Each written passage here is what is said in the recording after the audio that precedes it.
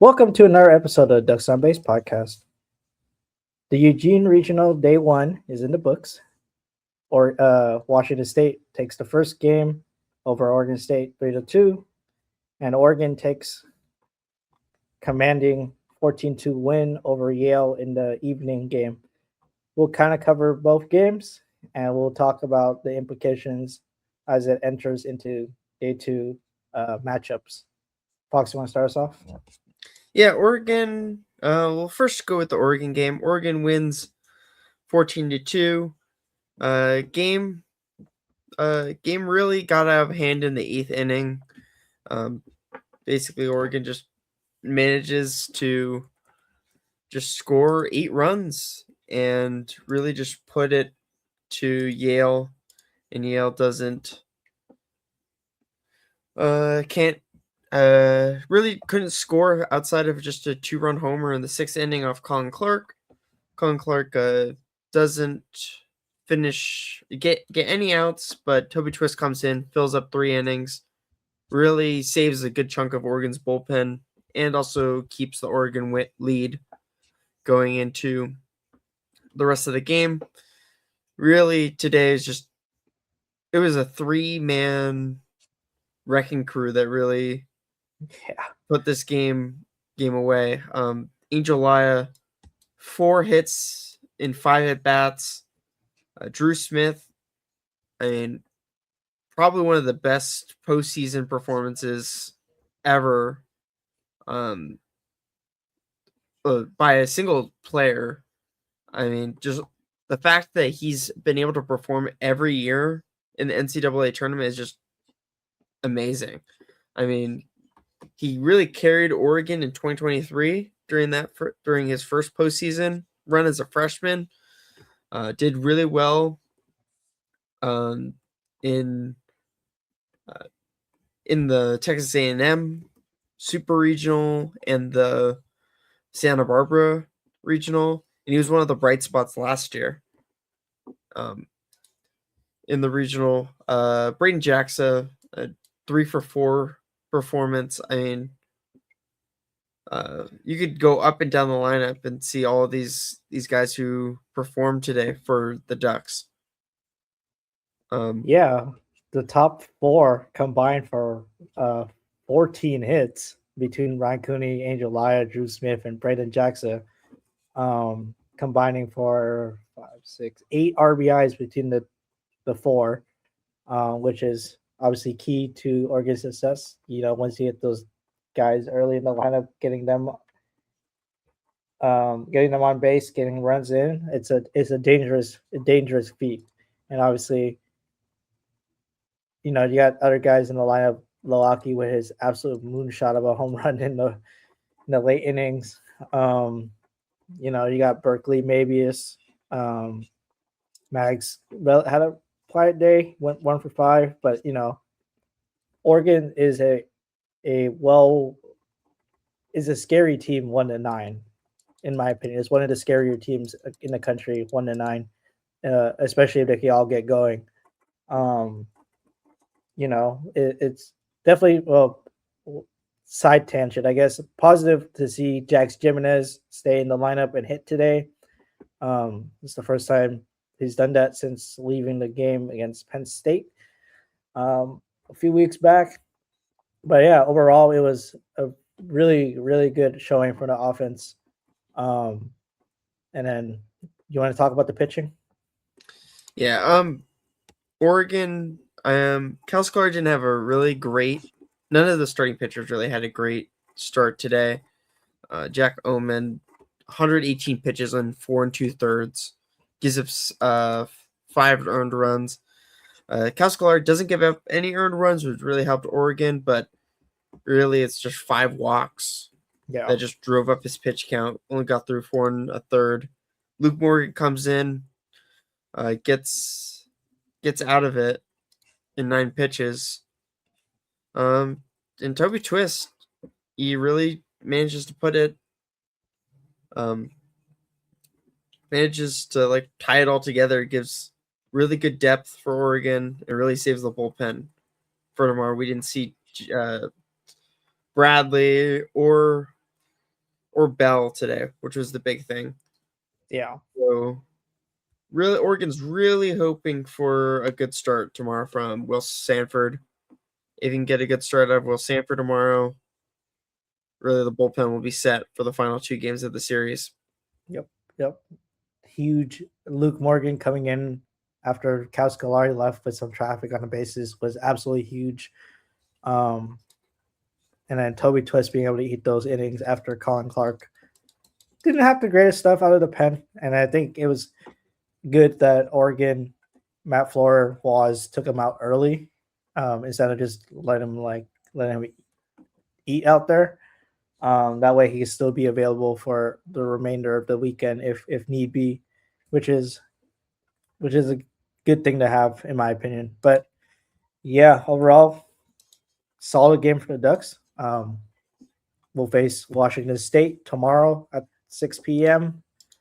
And then yeah, we'll. Any final thoughts before we touch on the earlier game of the regional? Um, it's just good to see a good offensive performance overall. Um, I think this Yale team is definitely going to be scary tomorrow. Yeah. The real question is how the pitching will match up for against Oregon State. Mhm. Oman hasn't really had a great year overall. He's been solid, but not anything great. Their other starter, I think, is just that much better. But going into the Washington State, their best pitcher, Nick Lewis, pitches a gem.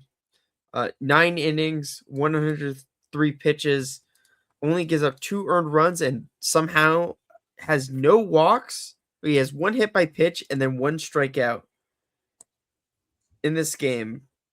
One of the weirdest stat lines for a complete game ever. It's just Nick Lewis was just that good today. Yeah. He managed to hold Oregon State to nothing and really just pulled a rabbit out of the hat. Oregon State didn't hit well, only having 6 hits. The big thing of this game was an error in the 4th inning by the catcher on a strikeout, and Dustin Robinson manages to go from first to home on a throwing error, and that's the one run that really that I could pick out that was a big mistake. The Yeah. rest of them are just singles and then doubles, but you just can't make mistakes in the postseason. Yeah. Especially on the little ones, the ones that you know are not routine plays, but like on a strikeout, like a run being scored on a strikeout because of an error is. Yeah, I agree. It was the difference maker of the ball game. Even though they did score the two runs later in the game, in the 6th and the 8th respectively, that error in the 4th inning is by far the difference of the ball game. Yeah. Overall, this was just not really that much of an offensive performance by either team. Max Hartman and Matt Priest definitely going to be 2 guys for Oregon to watch tomorrow. And Justin Robinson, he scores. Uh, um, Justin Robinson hits a home run. Oh no, hits a double to score a run in the 8th. Really was the big difference. Oregon State's in. They did save their best pitcher, so it'll be an interesting, good pitching matchup in the first game. But it's going to be interesting to see what Oregon State and Yale do tomorrow. Yale will throw basically everyone. Yeah. They'll throw their best starter and both their bullpen guys that we talked about. And Oregon State's in a little bit of bullpen issues. They used both of their main high leverage guys, and they used substantial innings for both of them. So we'll now touch on Washington State. The believed starter for tomorrow is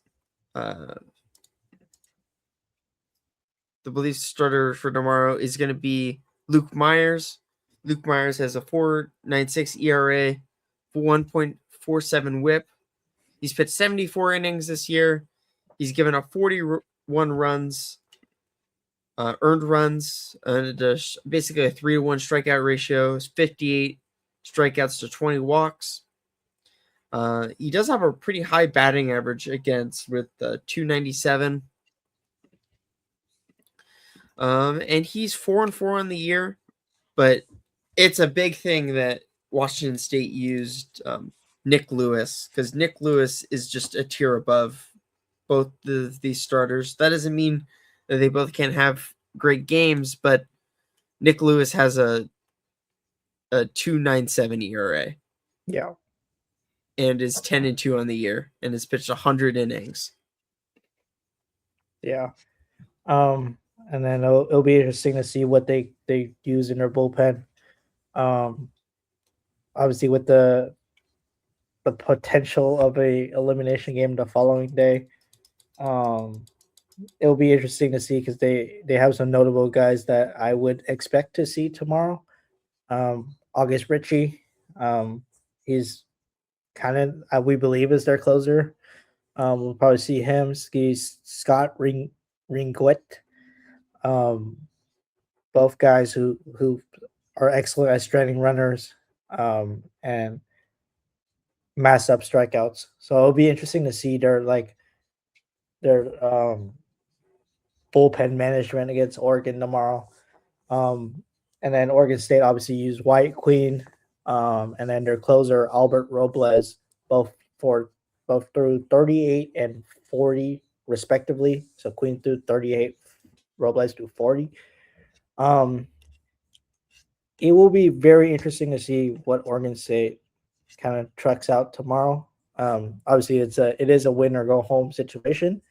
But two of their higher leverage guys through today. What do you think either would be available tomorrow, in your opinion? For Oregon State? Yeah. I don't think so. Yeah. I think maybe Wyatt. But Albert Robles, I think he's done at least until Sunday if they make it there. Yeah. So Oregon State, I'd expect to see guys like Yeager, Tanner Douglas, their little lefty out of the pen, AJ Hutchinson, those kind of guys I expect to see to get innings. We'll see how long Eric Segura goes. But it'll be very interesting. The Saturday game, I think, is always Friday is always everyone talks about it, but I think the Saturday management of the arms is always the even more interesting one than the Friday one. Yeah.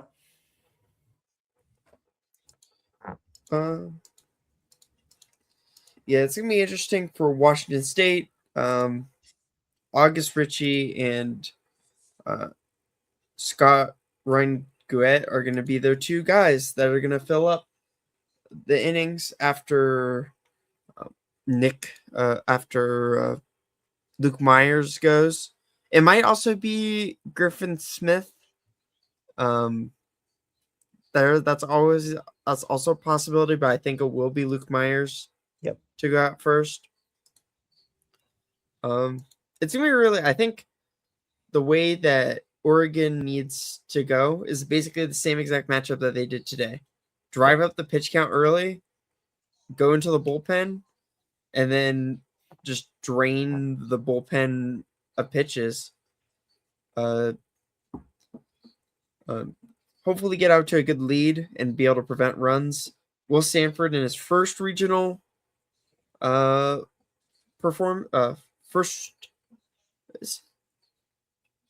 I think this is his first regional appearance. I don't think he pitched last year. Yeah, I don't think so either. But he pitched very well against Nebraska, and he pitched in a hostile environment. It'll be a much more favorable environment tomorrow, but we'll see how it goes. Yeah. What are you looking forward? What are your kind of expectations going into tomorrow? I think Washington. I think the Yale Oregon State. I think Oregon State does have the offensive firepower, and last year they did have a similar situation where they didn't win game one, and then they had to claw their way back. Yeah. But I think it's gonna be a low-scoring game again. I think Yale. If it comes down to the offenses, I trust Oregon State's more. Mm-hmm. If it comes down to the pitching, I think Yale has a more rested bullpen and likely the better starter. Yeah. Overall, I think Segura is also good, but anything can happen, especially as you saw today. Oregon, I think this is a scary matchup for Oregon purely by Washington State being like a really hot team right now. Yeah. They pulled off a very unlikely upset. But the pitching is going to be the difference. If Will Stanford has a good start, Oregon has a really good shot of winning. If it goes to the bullpens, I think Oregon does have the more rested and better bullpen arms, but you don't want to use these guys to cover 6 innings. You want them to maybe cover 3 at most. Yeah. Yeah, agreed. My expectation is and hope is that Will goes at least 6, saves that bullpen a bit. It's not a big worry, but I think if he at least goes 6, 7 will be a bonus. I think we'll be in a good spot. Did confirm that he did not pitch last year in the regional. He didn't pitch past late April. But I think it will be a Yale Oregon State one will be a very interesting one. I think I'll probably be tuning into that one just to see how Tate Evans fares against Oregon State's offense. Obviously, I think Oregon State, like you said, Oregon State's offense is favored over Yale's, but I think their pitching is a slight tick under Yale's. Oregon State's, that is. But it'll be 2 good matchups tomorrow. Both games, really. And I'm really excited to see both matchups and see what we get.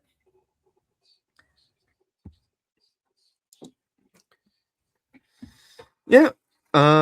We'll try to do another stream sometime this weekend, hopefully tomorrow. Maybe we'll come up with something, but if not, you'll see us later tomorrow night to recap the Oregon game, and we'll see if they're going to play an early game on Sunday or a late game on Sunday. Be sure to follow us on Instagram, YouTube, and Twitter, and follow us or the podcast on Spotify, where you'll get all of our notifications. We'll definitely try to cover everything that happens in this regional, and we also might, depending on how it goes, we might talk about other regionals that are happening around. Yeah. Stay tuned. We'll be on all over socials as well, Instagram and Twitter. But yeah, we'll see you guys back for the next episode.